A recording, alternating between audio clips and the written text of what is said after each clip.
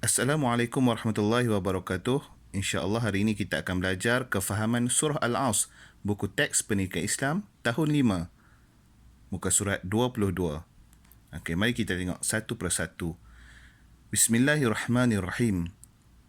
Wal asr, demi masa. Ini maksudnya, demi masa. Innal insana lafi khusr. Sesungguhnya manusia itu dalam kerugian. Ini Allah yang kata. Allah kata sesungguhnya manusia itu dalam kerugian. Kenapa manusia itu dalam kerugian? Sebab masa tu tak boleh dikembalikan. Masa tak boleh berputar semula. Kita tak boleh kembali ke masa lalu. Sebab itulah manusia dalam kerugian. Faham? Contoh masa ini. Contoh hari ini hari apa? Hari Isnin. Kita nak pergi ke hari semalam, hari Ahad. Boleh tak? Tak boleh. Sebab apa? Sebab masa yang dah berlalu tu, kita tak akan dapat kembali ke masa tu. Walaupun kita nak pergi ke hari semalam, hari Ahad. Tak boleh. Sebab itulah Allah kata sesungguhnya manusia itu dalam kerugian. Kecuali, ada kecuali. Illa alladhina amanu. Kecuali orang yang beriman. Itu yang pertama. Allah kata kita manusia ni apabila berada dalam masa kita ni, kita sentiasa rugi. Sebab apa rugi? Sebab masa tu tak akan kembali, tak dapat berpatah balik. Tapi ada golongan yang masa dia tak rugi. Siapa golongan yang masa dia tu tak rugi? Yang pertama ialah orang yang beriman. Illa alladhina amanu. Kecuali orang yang beriman. Lagi, wa amilus salihat. Orang yang melakukan kebaikan. Wa tawasaw bil haq. Orang yang berpesan pada kebenaran. Wa tawasaw bis sabr. Dan orang yang sentiasa berpesan dengan kesabaran. Ada 4 jenis manusia yang dalam hidup dia, dalam masa dia, dia tak akan rugi.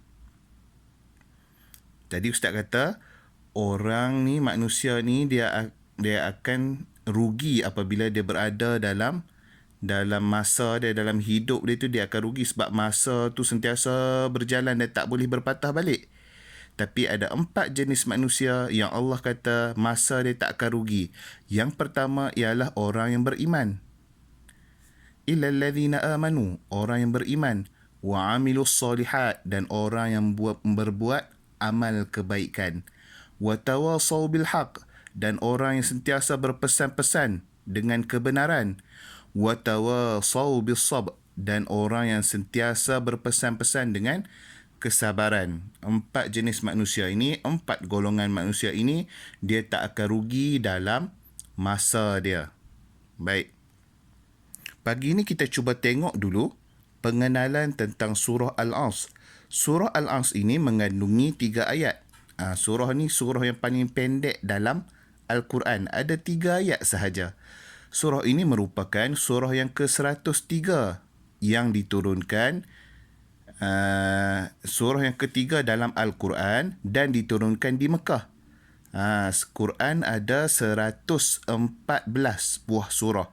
Surah ini ialah surah yang ke-103 dan surah ini diturunkan di Mekah. Maknanya kalau diturunkan di Mekah kita panggil surah Makkiyah. Maksudnya waktu Nabi terima wahyu surah Al-As ni, waktu tu Nabi berada di Mekah.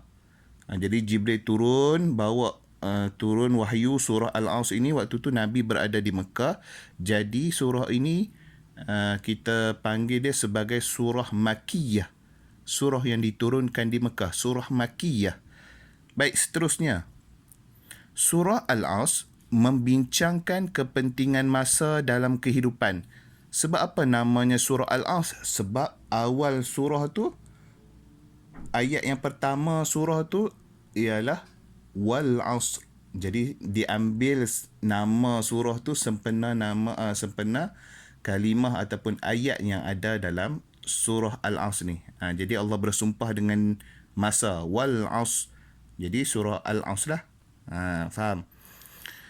Surah Al-Asr ni dia bincang tentang masa. Allah nak orang Islam ataupun umat manusia secara amnya menepati masa. Tak berbuat benda yang sia-sia dengan masanya. Kerana apa? Kerana masa itu sangat berharga. Masa ini walaupun kita nak pergi ke belakang 5 minit, tak dapat. Sebab masa yang 5 minit tu dah berlalu. Faham? Contoh sekarang kita berada di, Ustaz bagi contoh tadi, kita berada di hari Isnin. Ustaz nak pergi ke Isnin minggu lepas, boleh tak? Tak boleh. Sebab masa tak boleh berputar semula, tak boleh dikembalikan. Masa akan terus berjalan. Sekarang, contoh kamu sekarang tahun 5, 11 tahun. Kamu nak pergi ke 9 tahun, boleh tak? Tak boleh dah. Masa akan terus meningkat. Usia kamu akan terus meningkat, terus meningkat. Usia tak akan berkurang. Masa akan menjadi terlalu jauh dengan kita walaupun kita nak pergi ke hari esok, tak dapat dah. Itulah sebab itulah Allah turunkan surah Al-Asr ni untuk Allah bagi tahu kat kita supaya kita tak berada dalam golongan yang rugi. Faham? Okey, baik, seterusnya. Surah ini juga dianggap sebagai panduan kepada seorang Muslim dalam menguruskan masa yang dianugerahkan kepada mereka untuk mencapai kejayaan di dunia dan di akhirat. Orang yang berjaya mengurus masa dengan baik, orang yang berdisiplin dalam masa dia, insya-Allah dia akan berjaya di dunia dan di akhirat. Maksudnya dia pandai bahagi masa. Ada masa dia main game, ada masa dia belajar, ada masa tengok TV, ada masa dia buat kerja sekolah, ada masa dia main. Faham? Sebab orang yang berjaya ni dia pandai menguruskan masa. Kalau dia pandai saja tapi dia tak disiplin, tak pandai urus masa, mungkin dia akan gagal dalam kehidupan dia. Faham? Baik, 4 contoh golongan yang Allah sebut dalam Al-Quran tadi, itulah yang kita perlu ikut. Apa golongan tadi? Ingat 4 golongan yang Allah sebut dalam Al-Quran, kita ulang balik. 4 golongan yang tak akan rugi dalam masa dia. Yang pertama, orang yang beriman. Orang yang beriman. Kita lah orang yang beriman. Dan orang yang melakukan kebaikan. Maksudnya Allah suruh kita melakukan kebaikan dalam setiap masa kita. Tak kisahlah kebaikan yang banyak ke, kebaikan yang sikit pun dianggap kebaikan. Contoh, senyum. Senyum kebaikan yang paling sikit. Tolong mak buang sampah, itu pun kebaikan. Tolong cikgu angkat buku, itu pun kebaikan. Kamu buat kerja sekolah, itu pun kebaikan. Kalau kamu di sekolah, bagi kawan pinjam pensel, itu pun kebaikan. Tak kisahlah kebaikan yang besar ataupun kebaikan yang kecil, itu dianggap kebaikan. Jadi orang yang orang yang membuat kebaikan ni, dia berada dalam golongan orang yang tidak rugi. Lagi, orang yang berpesan dengan kebenaran. Maksudnya dia selalu pesan orang supaya berbuat baik, supaya taat ibu bapa. Macam itulah. Dia berpesan-pesan dengan benda yang betul, dengan benda-benda yang benar. Dia selalu ajak kawan-kawan buat benda baik, ajak kawan solat, ajak kawan baca Quran. Itu bagus. Dan orang yang saling berpesan dengan kesabaran. Maksudnya ada setengah orang dia ajak buat baik ataupun dia berpesan dekat kawan, tapi kawan dia tak dapat terima, kawan dia marah dia, tapi dia tetap sabar. Dia tak marah balik, dia tak memaki hamun balik. Itu maksudnya berpesan dengan kesabaran.